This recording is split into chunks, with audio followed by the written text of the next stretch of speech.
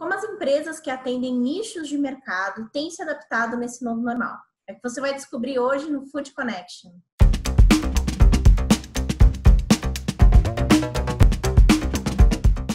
Estou de volta com mais um Food Connection, um programa para toda a cadeia de alimentos e bebidas.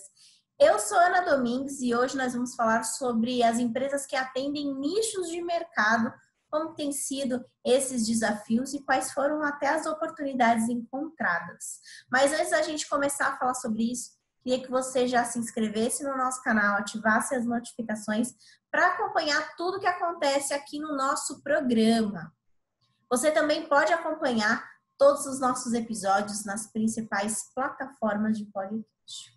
Bom, atender um nicho específico de mercado requer muitos cuidados e com a pandemia trouxeram aí alguns desafios e também oportunidades. Para começar a falar sobre esse tema, eu queria compartilhar com vocês a conversa que eu tive com o Marcelo Kaufmann, que é proprietário do restaurante Nick, que atende e serve alimentos kosher.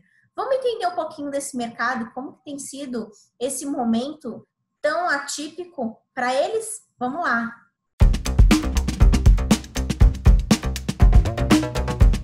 Bom, Marcelo, primeiro, muito obrigada por ter topado participar do Food Connection.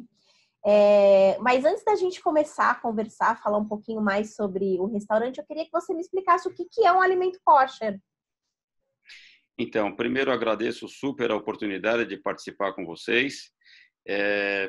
A questão da alimentação kosher, isso existe há 2.500 anos atrás. Então, nós vemos hoje essa onda de veganos, intolerantes à lactose, mas, na verdade, isso aí, na área judaica, desde o recebimento da Torá, da nossa Bíblia, a gente já recebeu leis dietéticas, então nós já cuidávamos desde lá da nossa alimentação.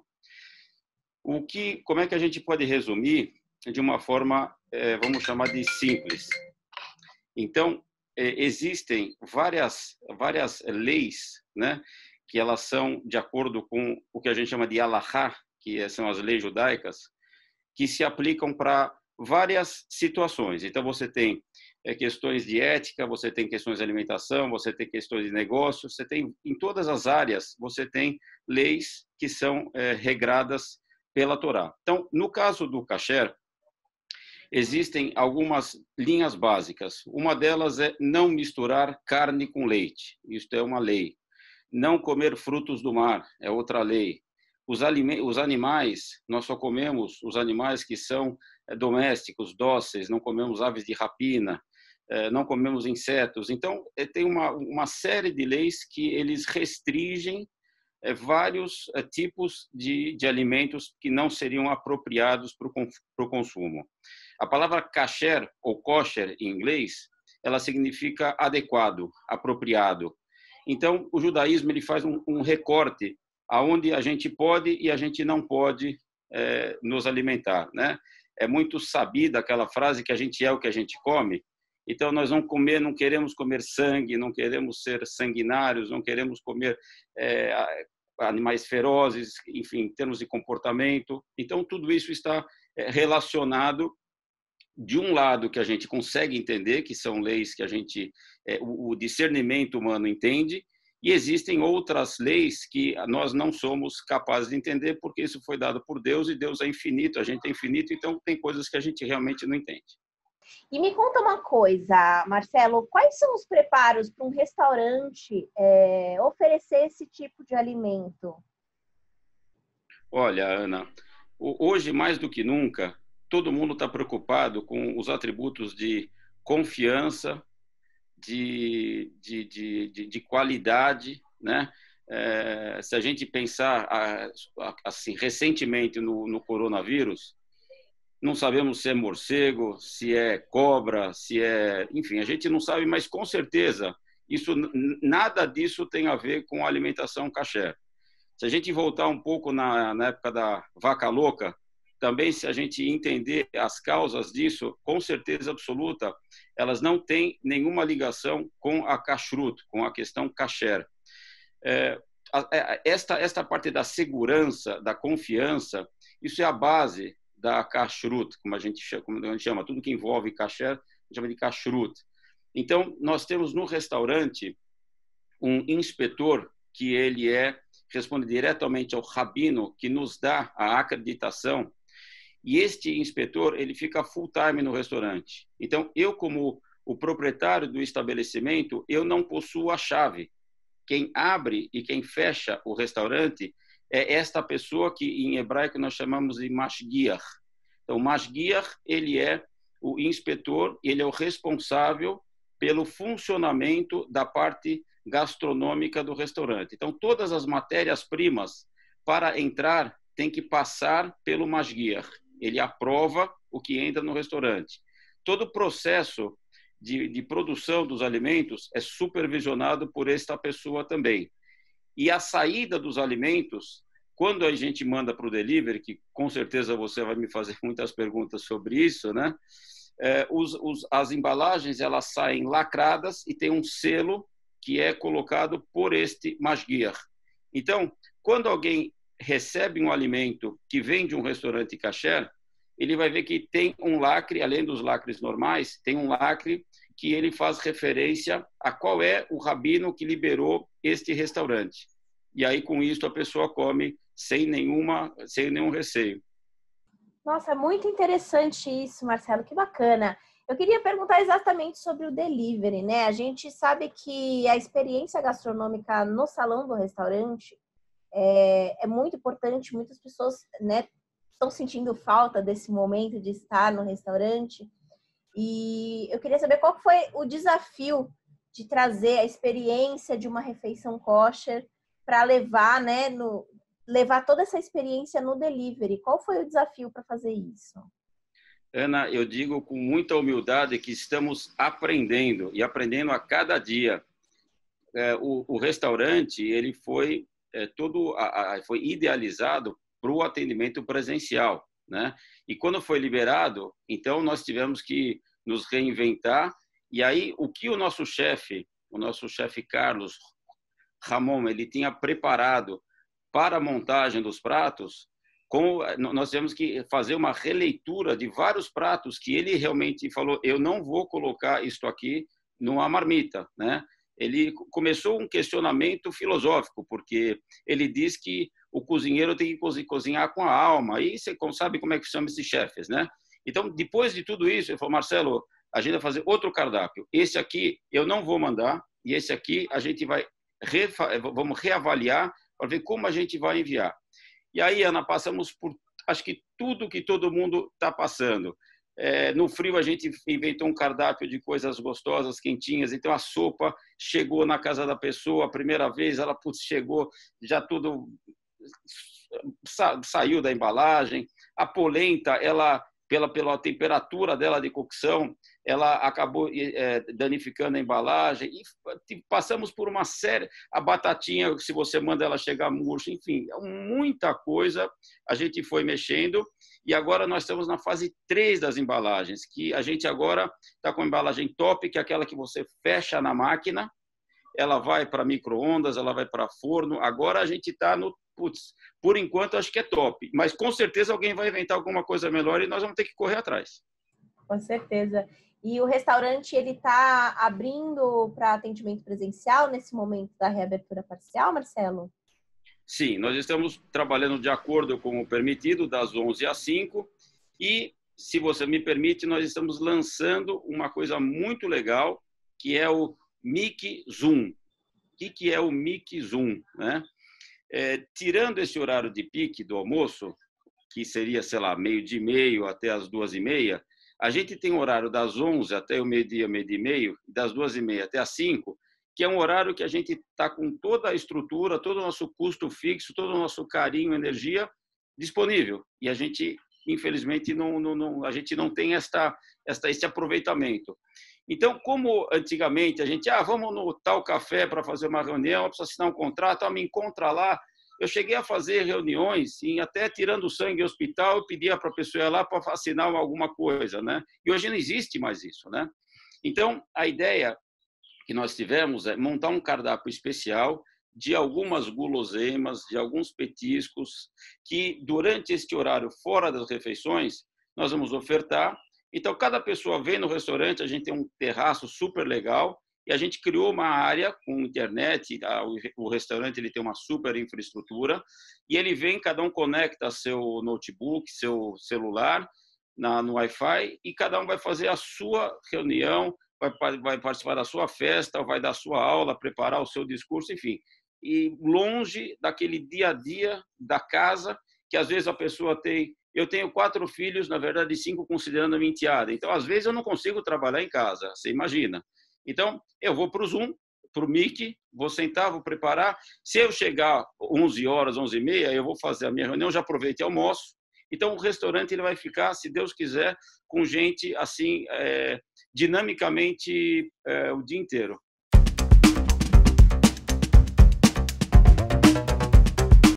Eu também conversei com a Ali Saif, que é CEO da Sidial Halal, produtos halal, né, atendendo o mercado muçulmano, que é um mercado que tem grandes oportunidades. O Brasil é o que mais exporta proteína halal no mundo. Então, ele contou como que é esse mercado e como tem sido a venda nesse momento de pandemia. Será que teve algum impacto? Vamos conferir na entrevista.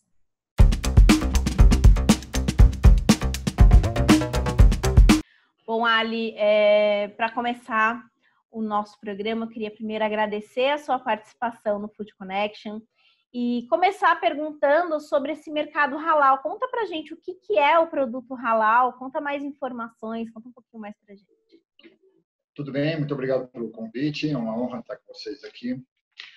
Bom, o mercado halal, a palavra halal, ele engloba muita coisa, tá? A palavra halal vem do árabe, aquilo que é lícito, tudo aquilo que é permitido para o muçulmano fazer, proceder, e até na sua alimentação. É um modo de vida. O modo de vida do muçulmano deve ser halal. Os bons tratos, como ele trabalha. Para você ter uma ideia, nós estamos falando não só de alimentos, mas como cosméticos, linhas bancárias. Então, tudo tem no Alcorão está previsto um conjunto de regras nos jurisprudências islâmicas que explica como a vida do muçulmano deve ser 24 horas, aquilo que pode, que é halal, e aquilo que não pode, conhecido como haram. A palavra quer dizer ilícito. Então, quando nós falamos aqui como nosso setor é mais o agronegócio, alimentação, então nós estamos falando dos alimentos mesmo. O Brasil é o maior exportador de proteína animal halal do mundo. É uma grande honra e é algo bem específico, que todos os países concorrentes, produtores, invejam essa posição do Brasil. O Brasil nada de braçadas nesse mercado. Agora, você imagina, nós estamos falando de um mercado tão grande, com um crescimento tão grande, se nós trabalhássemos, às vezes, com um pouco mais de foco, nós temos condição de ir ainda muito mais. Então, para que você tenha uma ideia, os muçulmanos, nós somos por volta de 1,8 bilhão, quer dizer, somos quase por volta de um quarto da humanidade. A tabela de crescimento é muito grande, existe um crescimento natural, orgânico da taxa de natalização, e também existe uma taxa de conversão. Então, se não me engano, existem alguns estudos que provam que os muçulmanos é a religião que mais cresce no mundo. Um dos motivos é que a religião islâmica ela foca na questão familiar, o conjunto, uma separação é algo difícil, gostamos de ter filhos, educamos os filhos na nossa cultura, na nossa religião. Então, desde cedo, o muçulmano aprende a comer o halal. Você vê que, às vezes, a pessoa até não é muito religiosa, mas halal ele está comendo. É proibido totalmente comer carne de porco, por exemplo. Difícil quando você vai achar um muçulmano que come carne de porco. Bebida alcoólica, de suma, é totalmente proibido. Então, tudo aquilo que o muçulmano pode consumir está disposto, o mercado inteiro de 1,8 bilhão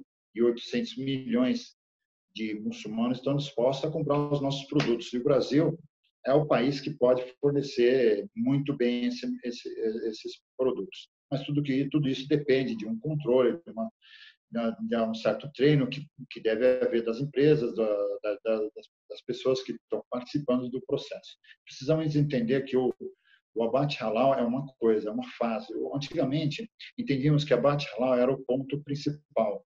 hoje ele é um dos pontos principais.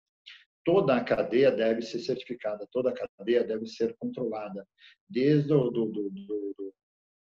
desde o início, dos primórdios, das questões dos aviários, do gado, então, que a gente chama de door-to-door ou farm-to-fork. Então, desde o início, todo o controle, ração, alimento, bons tratos, não pode, o animal não pode sofrer, tem que ter cuidado com o bem-estar animal.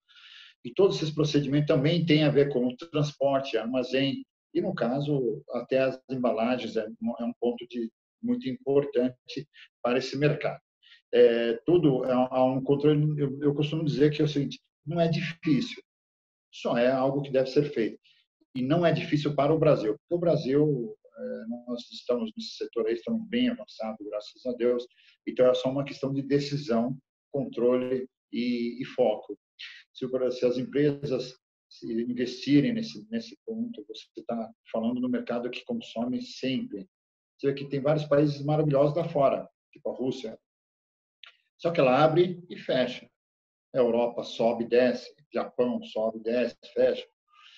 Mas o mercado islâmico sempre está estável, sempre está consumindo o produto brasileiro. Não é isso? E é uma grande oportunidade, então, de mercado, né? Para quem deseja investir nesse nicho de mercado, é preciso de algum tipo de certificação? Quais são os cuidados que é preciso ter para fornecer um produto halal? O produto halal precisa, na questão da abate, é aquilo que eu disse para você. Existe a questão do abate, todo o controle da cadeia. O animal deve ser degolado de uma forma meia-lua, cortando as traqueias, esôfago e traqueias, esôfagos jugulares. O animal deve estar virado para a cidade sagrada dos muçulmanos, que é Meca. E se todos esse setor, o produto ser segregado, não ter um perigo, um risco de contaminação com o produto suíno, se toda a cadeia for controlada, ela acaba recebendo um certificado, que é o CEDIAL emite, que é um certificado halal. Com esse documento, esse produto pode ser exportado. Então, as empresas interessadas, elas devem buscar a certificadora, procura lá no nosso site, e nossa equipe vai estar à disposição. Nós vamos dar todo o treinamento para a equipe, todas as instruções, e da forma que nós possamos ajudá-los a adentrar nesse mercado. É um mercado fantástico, nós estamos falando de um mercado de 3 trilhões de dólares, uma estimativa de crescimento absurdo, né, para os próximos anos. Então, eu não vejo que uma empresa de alimentos possa crescer num futuro bem próximo sem a presença dos seus produtos no mercado islâmico. Muito difícil, ou provavelmente impossível. As empresas devem se preparar para isso e existe todo um controle. Não é uma questão tão simples. Ela é simples de fazer, mas ela tem um trabalho a ser feito. Ela deve ser levada em consideração e deve ser buscado antes. Então, o CEDIAL está disposto a dar todo o treinamento e ver o que vocês precisam, nós estamos à disposição. Perfeito. E, bom, nesse ano a gente foi surpreendido aí com a pandemia, né, que impactou todo o nosso mercado. Eu queria saber como que o mercado halal sentiu aí o impacto da pandemia. A princípio, eu estava um pouco preocupado com essas questões, mas o mercado continuou consumindo e até teve um crescimento importante. Os países islâmicos se estocaram, compraram bastante produto, tá? E mantiveram um volume altíssimo. Você vê, quando a gente está falando aqui, os clientes não estão comprando, os importadores estão parando, o mercado islâmico está lá comprando, produzindo, pagando direitinho, como se deve ser feito. É lógico que depois do estoque acabou se ajustando. Houve uma certa dificuldade que os produtos foram resselecionados, né? Houve uma adequação do produto. Hoje tem uma questão de food service muito grande e fast food, né? E teve muito grande. Então, os produtos acabaram mudando. Aquele produto da gôndola do supermercado acabou sendo exportado menos. Então, acabou sendo transformado mais para os fast foods e etc. Então, houve uma adequação. Mas não houve uma queda Muito pelo contrário, houve um aumento na pandemia. Foi realmente um efeito interessante, até porque os países precisam se abastecer de proteína animal e o Brasil sempre tem feito um bom trabalho nesse ponto. Com certeza. E para se destacar nesse mercado, acredito que a concorrência seja forte também, né? Uma grande oportunidade de venda.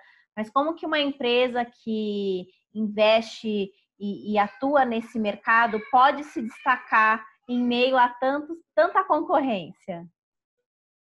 Olha, a concorrência ela realmente existe, ela sem dúvida como em todos os lugares, mas os países árabes, os países já são bons negócios. Se você tiver o produto correto, fornecer com o certificado halal, fazendo tudo certinho, com todas as adaptações necessárias. O Brasil já está à frente de muitos países. Então, eu tenho certeza que o Brasil consegue. Quando as empresas entram novas, elas sofrem um pouco para entrar, mas entra. Eu nunca vi uma empresa que decidiu entrar nesse mercado e não conseguiu. Eu não vi nenhuma empresa que entrou nesse mercado e perdeu dinheiro. Eu só vi empresas que teve muito sucesso e quando elas tiveram dificuldades, como houve alguns anos atrás, algumas plantas que foram desabilitadas da Arábia Saudita. A Arábia Saudita, nós tínhamos 140 plantas frigoríficas certificadas no Brasil e de frango, no caso, e a Arábia Saudita cortou várias. E hoje temos 16 ou 19, agora não lembro. Mas mesmo assim o Brasil conseguiu continuar com um volume altíssimo para a Arábia Saudita. Então, quem perdeu as plantas estão reclamando, não acharam que era uma coisa que tem problema, eu perdi a Arábia Saudita, eu perdi esse mercado. Não. O mercado é fantástico, é exigente, exige uma qualidade, existe um controle, exige um controle da questão halal, mas é um mercado maravilhoso. Eu nunca vi o pessoal lidando com carta de crédito. Há uma questão de confiança muito grande, de pagamentos adiantados, pagamentos por documento CAD lá, na troca de documentos. Então, é uma coisa muito automática.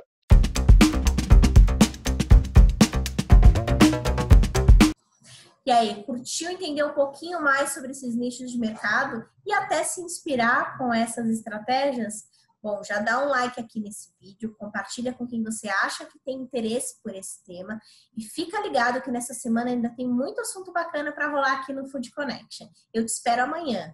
Até logo!